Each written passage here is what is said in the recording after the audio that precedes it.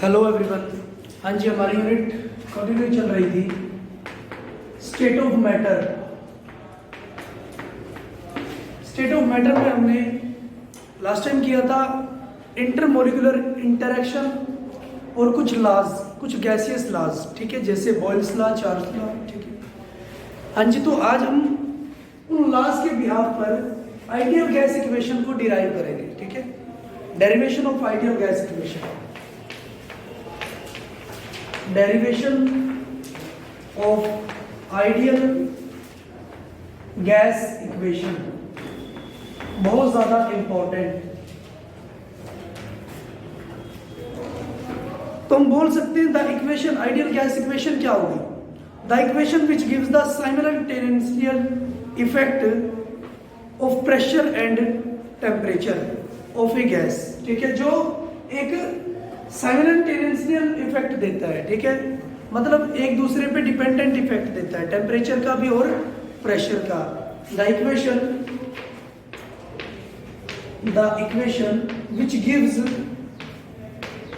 which gives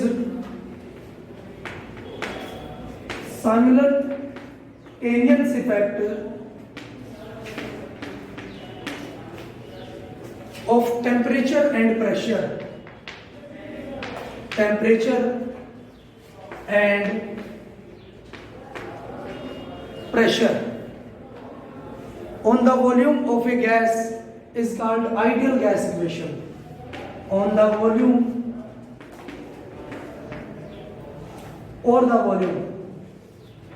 of a gas is called ideal gas equation. Ideal gas equation. हाँ जी, इसको हम proof कैसे कर सकते हैं? जितने भी लॉज हमने पढ़े हैं उनके बिहाफ पर उनको कंबाइन करके उनका जो कंबाइन जो इफेक्ट होगा वो आइडियल गैस इक्वेशन को प्रूफ कर सकते हैं, डिराइव कर सकते हैं। जैसे सबसे पहले हमने किया है Boyle's law. According to Boyle's law,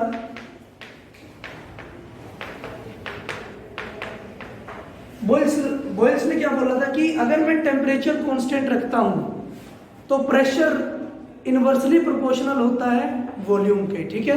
तो मैं लिख सकता हूं V directly proportional to P at constant temperature. Clear? Next है चार्ल्स लॉ। चार्ल्स लॉ ने क्या बोला था? अगर मैं प्रेशर को कांस्टेंट रखता हूं तो जो वॉल्यूम होगी वो टेम्परेचर के डायरेक्टली प्रोपोर्शनल होगा, ठीक है। मींस मैं जितना टेम्परेचर बढ़ाऊंगा वॉल्यूम उतनी ही ज्यादा होती चली जाएगी, ठीक है। तो मैं लिख सकता हूं according to Charles law volume directly proportional to temperature at constant pressure। हाँ जी, नेक्स्ट बात होती है अवोगाड्रो लॉ। अवोगाड्रो ने बोला था कि जो इक्वल वॉल्यूम होगी वो डायरेक्टली प्रोपोर्शनल होगी नंबर ऑफ मोल्स या number of molecules of a gas. Means जितने नंबर ऑफ मॉलिक्यूल होंगे गैस के उतनी ही ज्यादा उनकी वॉल्यूम होगी, ठीक है। अगर नंबर ऑफ मॉलिक्यूल ज्यादा है तो वॉल्यूम भी ज्यादा ऑक्यूपाई करेंगे और नंबर ऑफ मॉलिक्यूल कम है तो वॉल्यूम भी कम ऑक्यूपाई करेंगे, ठीक है। तो लिख सकते हैं according to Avogadro law volume directly proportional to n number of moles of gas at constant temperature and pressure, ठीक है, at constant temperature and pressure. तो अगर मैं इन सभी लॉज को कंबाइन कर देता हूं तो मैं लिख सकता हूं वॉल्यूम है inversely proportional to pressure directly proportional to temperature directly proportional to number of moles of a gas, ठीक है। हाँ जी, तो मैं इसको लिख सकता हूं, जो प्रोपोर्शनलिटी को हटाकर मैं एक कांस्टेंट इसको दे सकता हूं, ठीक है। या फिर मैं लिख सकता हूं V equal to R into N into T by P, clear. R हमारे पास क्या आ गया, कांस्टेंट, या फिर मैं इसको लिख सकता हूं गैस कांस्टेंट। R हमारे पास होगा गैस कांस्टेंट और इसकी वैल्यू होगी 8.314 जूल पर केल्विन पर मोल, 8.314 जूल पर केल्विन पर मोल, क्लियर है। हाँ जी, या फिर अगर प्रेशर के टर्म में मैं R की वैल्यू देखता हूं तो ये होगी 0.0821 लीटर एटमॉस्फेरिक पर केल्विन पर मोल। R की वैल्यू अगर प्रेशर के टर्म में हम देखते हैं तो ये होगी 0.0821 लीटर एटमॉस्फेरिक पर केल्विन पर मोल, क्लियर। मींस अगर मुझे एनर्जी की टर्म में चाहिए तो मैं लूंगा 8.314 जूल पर केल्विन पर मोल, और अगर मुझे प्रेशर के टर्म में लेना है तो 0.0821 लीटर एटमॉस्फेरिक पर केल्विन पर मोल, ठीक है। यूनिट कन्वर्जन का आपको ध्यान रखना है। तो ये आ गया मेरे पास V equal to R into N into T by P, या फिर मैं लिख सकता हूँ PV इक्वल टू nRT, ठीक है। PV इक्वल टू nRT, जो कि क्या है, एक ideal gas equation, ideal gas equation, clear है, ठीक है। PV इक्वल टू nRT, जिसको हम क्या बोलते हैं, आइडियल गैस इक्वेशन बोलेंगे, ठीक है। हाँ जी, अगर मैं आइडियल गैस को डेंसिटी की टर्म में निकालना चाहता हूं, इन terms of density, ideal gas in terms of density, density की टर्म में अगर हम निकालते हैं, हाँ जी, मुझे पता है जो नंबर ऑफ मोल्स होते हैं वो होते हैं मास बाय वॉल्यूम, नहीं, mass by molar mass, given mass, number of moles होता है given mass by molar mass, molar mass. हाँ जी, तो मैं लिख सकता हूं N equal to given mass by molar mass, ठीक है। कैपिटल M से मैं इसको शो कर सकता हूं, ठीक है। आइडियल गैस में वैल्यू पुट कीजिए,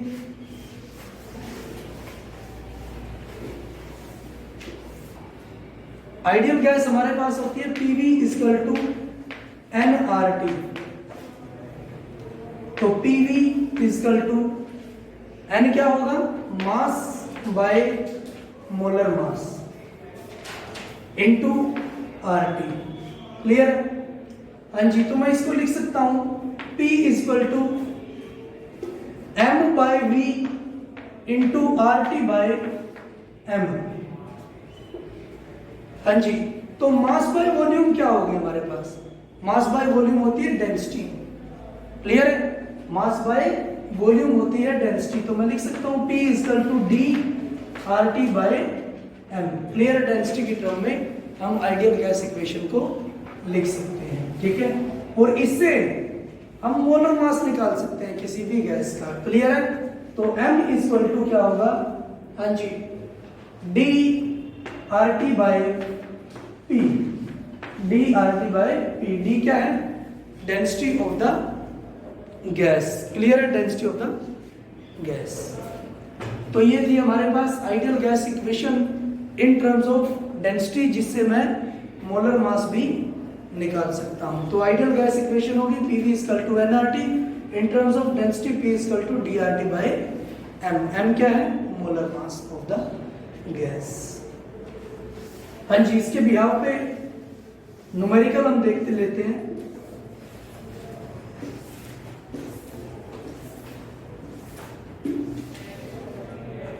न्यूमेरिकल आपके पास at 25 degree Celsius and 760 mm of Hg pressure, at 25 degree Celsius and 760 mm of Hg pressure,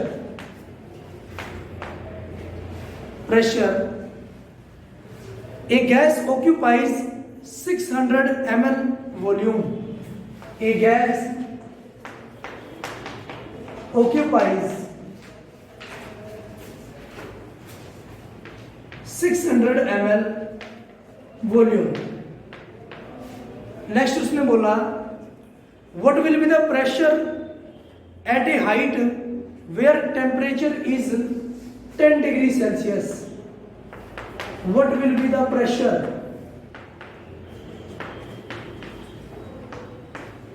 at a height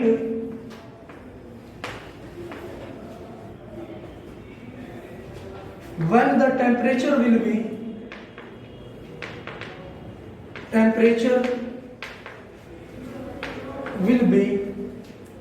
10 degrees Celsius, 10 degree Celsius, and the volume of the gas is 640 ml, and the volume of the gas is 640 ml, 640 ml. Clear? हाँ जी, सबसे पहले तो statement को समझिएगा।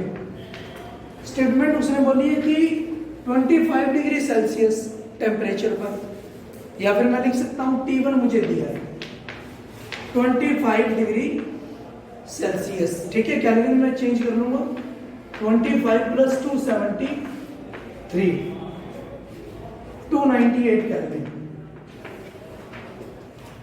And 760 mm of Hg pressure, pressure मुझे दे दिया है P1 is 760 mm of mercury. A gas occupies 600 ml volume. एक गैस की वॉल्यूम इन टेम्परेचर और प्रेशर पर 600 ml है। V1 मुझे दे दिया है 600 ml। फिर वो बोला what will be the pressure, means आपको P2 निकालना है। प्रेशर क्या होगा when the temperature will be 10 degree Celsius. T2 आपको दे दिया जब टेम्परेचर 10 डिग्री सेल्सियस हो, मींस हम बोल सकते हैं 283 केल्विन हो, 10 प्लस 273, जब हमारे पास जो टेम्परेचर है वो 283 केल्विन हो, and the volume of the gas is, और उस टाइम जो वॉल्यूम है गैस की वो होगी 640 ml। क्लियर है? हाँ जी, क्योंकि टेम्परेचर कम हो गया तो वॉल्यूम क्या हो जाएगी, ज्यादा, ठीक है। हाँ जी, तो ये आ गया मेरे पास। अब उसने बोला है कि मेरे पास T1 दिया है, P1 दिया और V1 दिया है, मुझे P2 निकालना है, ठीक है। तो आइडियल गैस इक्वेशन को मैं अप्लाई कर सकता हूं, ठीक है। हाँ जी, मुझे पता है P1 according to Boyle's law PV equal to constant होता है, PV इक्वल टू कांस्टेंट। तो मैं लिख सकता हूं P1 V1 equal to P2 V2, P1 V1 equal to P2 V2, या फिर मैं कर सकता हूं, मुझे पता है PV equal to nRT, n number of moles के लिए मुझे गैस इक्वेशन दे रखी है, ठीक है। हाँ जी, मैं क्या कर सकता हूं, PV n number of moles का इसमें कोई जिक्र नहीं है, तो मैं एक मोल के लिए ले सकता हूं PV इक्वल टू RT, या फिर मैं लिख सकता हूं PV by T equal to R, PV by T equal to R। हाँ जी, R क्या है, कांस्टेंट, तो मैं लिख सकता हूं PV by T equal to constant, PV by T equal to constant, या फिर मैं लिख सकता हूं P1 V1 by T1 equal to P2 V2 by T2। Clear है? मेरे पास यहां से फॉर्मूला जनरेट हो गया है P1 V1 by T1 equal to P2 V2 by T2। Clear है? अब मुझे सारी की सारी जो वैल्यू है, ठीक है, उसमें फॉर्मूला के अंदर पुट करनी है। फॉर्मूला है मेरे पास P1 V1 by T1 equal to P2 V2 by T2। Clear है? P1 मुझे दे रखा है 25 डिग्री सेल्सियस या फिर 298 केल्विन। V1 मुझे दे रखा है, वॉल्यूम मुझे दे रखी है 600 ml, 600 ml bye T1। Temperature मुझे दे रखा है, नहीं प्रेशर मुझे दे रखा है 760 ml, 760 ml। टेम्परेचर मुझे दे रखा है 298 केल्विन। क्लियर है? T1 V1 by T1 equal to P2 मुझे निकालना है। वॉल्यूम मुझे दे रखी है 640 ml, 640 ml divide by T2। Temperature मुझे दे रखा है 273 प्लस 10 283 केल्विन। क्लियर? हाँ जी, अब मैं इसको सोल्व कर सकता हूं। केल्विन से केल्विन कैंसिल, ml से ml कैंसिल। ठीक है, तो जो भी मेरा P2 आएगा वो किसकी टर्म में आएगा? mm of Hg। ठीक है, मिलीमीटर ऑफ Hg। तो इसका मतलब मेरा क्वेश्चन क्या है, आंसर क्या है? ठीक है, क्योंकि मुझे प्रेशर चाहिए था और प्रेशर हमेशा निकलता ही है mm में। तो इसका आंसर आ जाएगा 676। अगर सोल्व करने के बाद 676.6 mm। क्लियर है? ठीक है, तो मैं यूनिट से भी पता लगा सकता हूं कि हमारा आंसर गलत है या फिर सही है। ठीक है, मुझे प्रेशर निकालना था और सभी यूनिट कैंसिल आउट हो रही है, सिर्फ प्रेशर की यूनिट मेरे पास बची हुई है। ठीक है, हाँ जी, एक और न्यूमेरिकल करते हैं।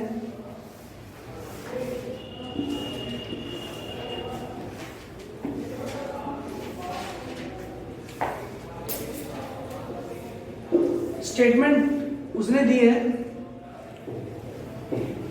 35 ml of oxygen are collected at 35 milliliter of oxygen collected at 6 degree Celsius, 6 degree Celsius and 758 mm pressure,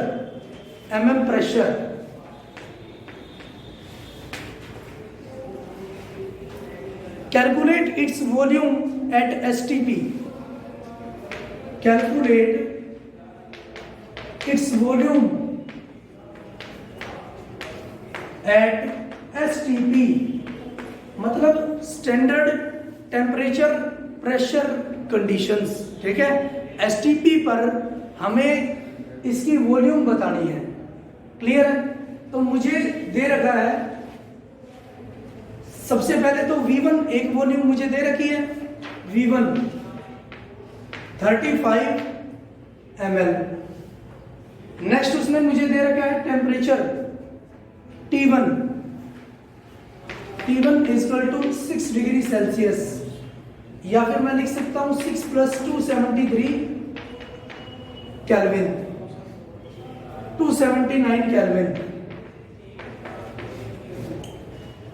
pressure दे दिया है P1 equal to 758 mm of mercury. ठीक है, हाँ जी। फिर उसने मुझे बोला है STP दे रखी है मुझे, मीन स्टैंडर्ड कंडीशंस दे रखी है टेम्परेचर की भी और प्रेशर की भी। ठीक है, और V2 मुझे निकालना है, वॉल्यूम मुझे निकालनी है। तो स्टैंडर्ड कंडीशन पर जो टेम्परेचर होता है वो 0 डिग्री सेल्सियस होता है, 0 डिग्री सेल्सियस। तो 0 प्लस 273 केल्विन, मेरे पास आ गया 273 केल्विन टेम्परेचर। ठीक है, हाँ जी।